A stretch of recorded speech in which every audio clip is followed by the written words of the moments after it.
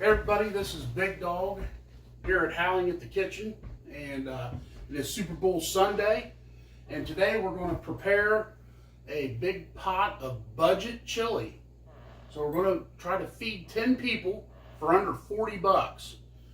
So we're going to go over all the ingredients that we purchased at Kroger's. Everything that we bought was on sale. So without further ado, let's get on with this chili extravaganza.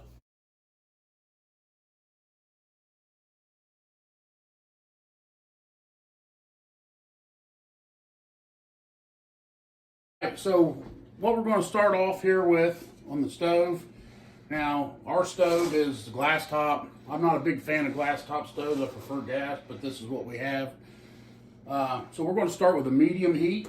So I'm going to put it right in the dead center of it. You don't want to cook it too fast, and you don't want to cook it too slow. Medium seems to be a good heat to brown your hamburger. So we actually have the 7327 ground beef here, which actually is not the stuff that I told my wife to pick up. I told her to get ground chuck, which is 80/20, and as usual, she didn't listen to me, but this is what we're going to work with today. So when I take my ground beef out of the roll, I just take a knife, go right down the center like that, and then without touching the meat, just hold it like that and drop it down into your pan. All right, now we're at step 2. As you can see, the hamburger's not even started to brown yet. I'm going to add my onions. Now, we will have another video on how to properly dice an onion. I know a lot of people don't like cutting onions, but I have a pretty good way of doing it without getting your eyes all beat up in the process. So I use red onion, and I'm just going to dump it right on top of the ground beef. Just like that. Step 3. So this is a mild PICO, and I also bought this at Kroger's. Again, everything I purchased today was on sale. The total cost of this pot of chili was about $39, so it was under 40 bucks. And we're going to feed 10 people, so I just placed the PICO right on top of it, just like that. And that's step 3. Okay, so now that we got our ground beef, our onions, and our PICO in our pot, we're going to start browning all this stuff. So it's been heating up for a little bit. And what I'm going to do is I'm going to take a wooden spoon. You always want to use wood.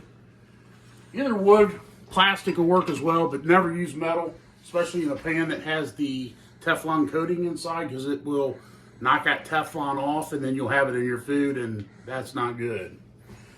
So we'll zoom in here. Basically what I'm going to do is just start breaking this burger up. Just like so.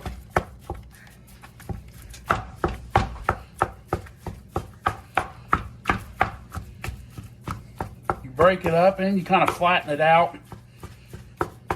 Get it out of that big roll. And this makes it cook faster. And we get everything cooked thoroughly. Now what's going to happen here, as this is cooking down, those onions and peppers and tomatoes, they're all going to saute inside that beef fat and break those onions and peppers and tomatoes, and all that flavor is going to bleed right into that ground beef. It's all about flavor.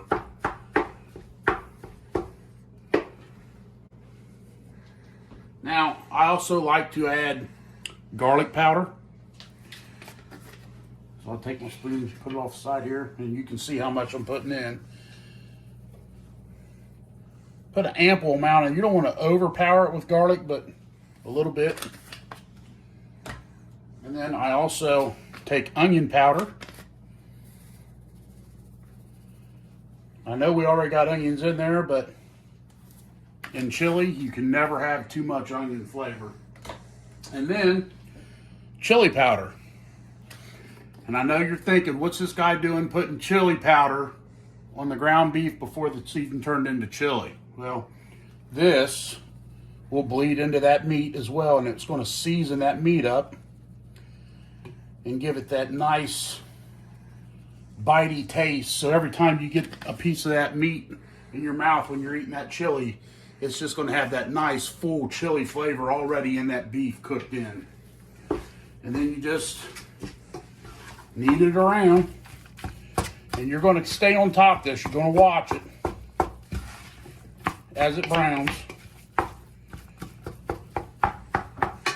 And then once it's all browned up, we'll start adding our other ingredients to finish this dish off. So we're going to talk a little bit about the ingredients that we're going to add to the ground beef and onions and pico that we already have here heating up and browning. First one is vegetable juice. You can use V8, any kind of vegetable juice. We got the Kroger brand, but as long as it's 100% juice, this is going to be the main part of the broth of the chili. And it is a tomato-based chili, so. And then we're going with diced tomatoes. Now these are the red gold. I like the red gold because these cans have a plastic liner in it, so the acids from the tomatoes don't deteriorate the inside of this can and then have unwanted materials in the juice. So it's the red gold is actually a really good brand to go with. And then our chili beans, we got 4 cans of the chili beans. And these are the Joan of Arc spicy chili beans. You can use any chili bean you want. These are the 30-ounce cans. So with the chili beans, we use the bigger cans because that is the base bean that you're using in this particular chili. And so we got 4 cans of this. Then I use 1 can of the dark red kidney beans. This is just another flavor and a different kind of bean. They're a little bit meatier than the smaller chili beans. I use 1 can. This is also the Kroger brand. A lot of times you'll find these Kroger brands 10 for 10, and that's what these were on sale for today. So we're talking $1 for a can of beans. Again, making that budget chili. Same thing here. We got the Kroger pinto beans. And again, it was $1 for the can. It's another kind of bean, adding a little bit different flavor to this chili that we're making. And the beans also have, they make it really hearty. So every spoonful you're getting beef, you're getting tomato, you're getting all these different beans mixed with all these different spices and stuff we have in there. It just makes for a really hearty, really good chili, especially when it's cold out like it is today. We're here in Ohio, by the way, so it's freezing cold outside. I think it was 14 degrees when I woke up this morning. Then I use a can of black beans. And again, Kroger, $1 a can. And like I said before with the other beans, it's just a different bean, a little bit different flavor, a little bit different texture. And it just adds to the flavor of the chili, the overall flavor. And then, this is very critical, we use 2 of these. Now for me, I don't need the chili sauce, but my family likes it. It's sweet, so it gives the chili that, you got the spicy side of the chili, and then this kind of tops it off with the sweet. And it makes it a little bit easier to eat. So if people would rather have a mild chili, the chili sauce really helps break down that spicy biteness of the spices and the peppers that are in the pico. And then for me, I do not add this to the chili. unless I'm making it just for myself. But I like the hot sauce. I like mine spicy, so once the chili's all done and I'm pouring my bowl, put a little bit of touch of Louisiana in mine. There you go. Also on sale. I think this was $1.15 for this big bottle.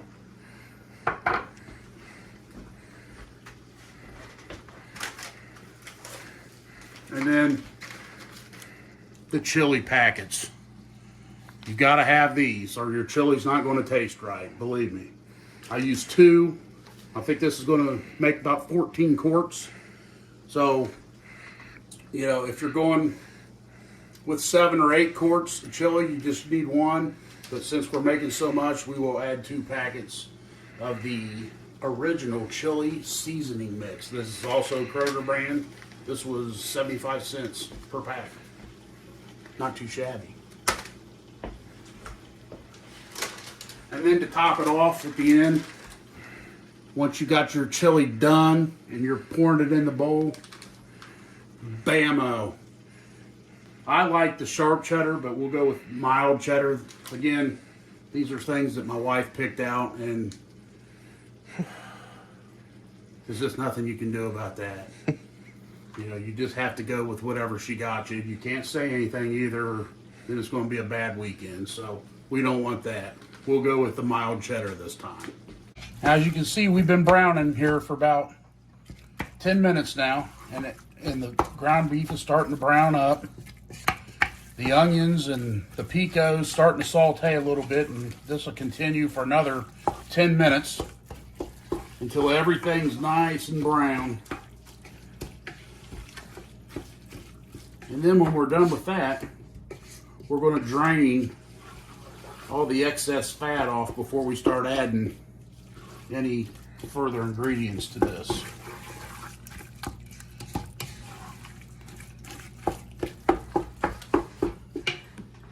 So, as you can see, our ground beef is brown, and we'll zoom in on here and you can actually see all the fat that's rendered off this meat. So we're going to get rid of that fat. We don't want that floating to the top of our chili. So there's a right way and a wrong way to get rid of beef fat in your drain. You can do it safely without ever having to worry about clogging it.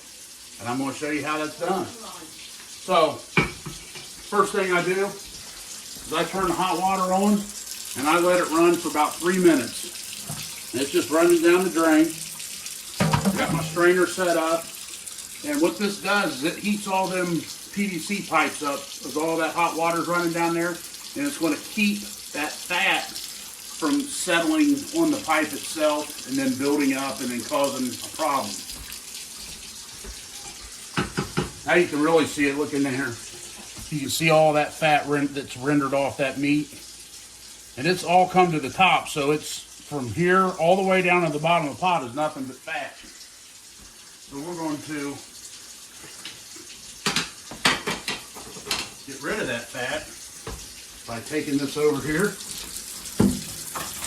dumping it right in the strainer, like so.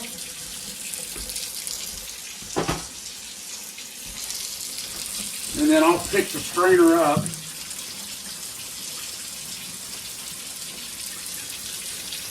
and move it around, get all that fat just dropping there. You can see it just coming out the bottom there. Look at all that fat dripping out of there. Getting rid of all that fat that we don't want in our chili.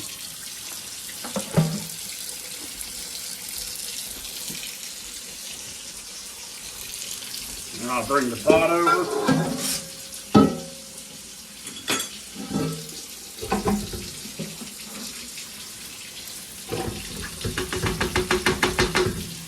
All of our ground beef. And I'll rinse this off.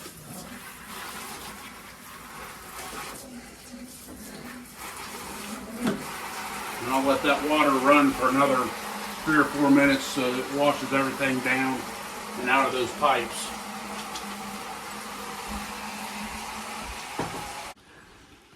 Okay, so the ground beef is done. If you look in here, you can see all those onions and peppers and tomatoes, they're all broke down and sauteed, and all that flavor's bled into that meat. So now, for the easy part, we're going to top all of the rest of the ingredients off and just let it simmer. So first, red kidney beans.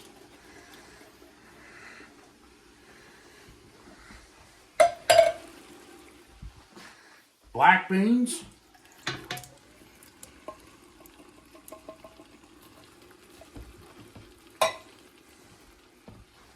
Pinto beans.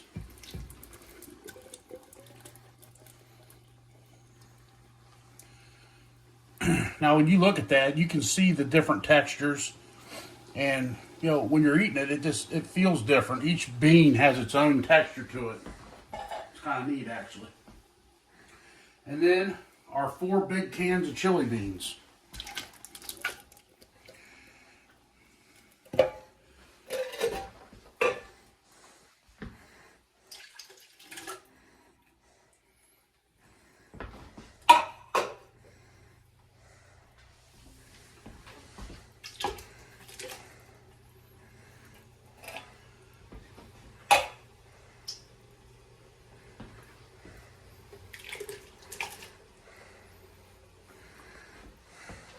There's all of our beans. Diced tomatoes.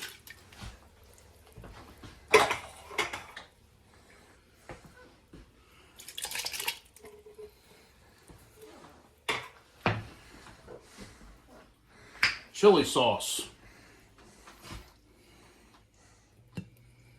And chili sauce is kind of like a cross between ketchup and barbecue sauce. It's got a sweet, tangy flavor to it. And then what I'll do is I'll take this, because there's still some in here, and I'll take just a little bit of hot water, put the lid back on it, shake it up, and dump the rest in.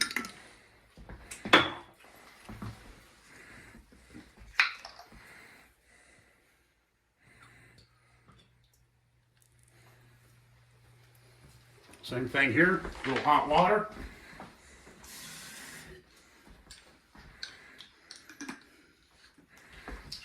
Shake it up.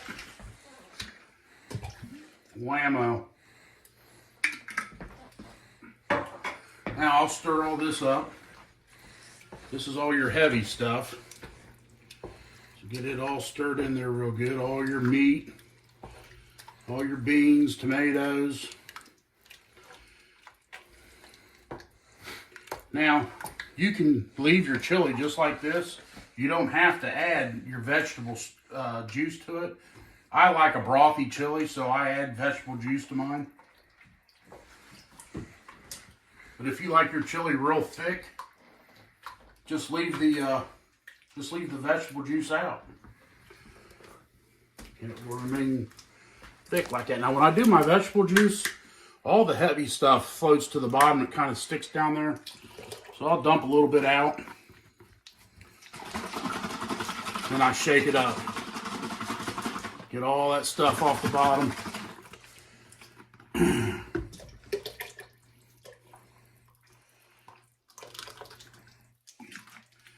Now this is a 16-quart pot, and as you can see, there's a little bit of space left up there. This is approximately 14 quarts, just like I said. Stir all that in. And then the final touch, your 2 seasoning packets.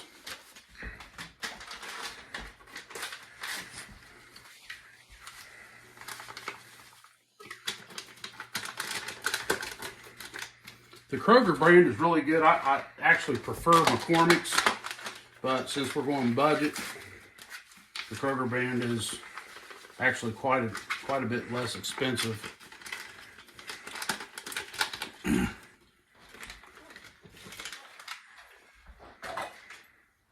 then we're just going to stir all this in.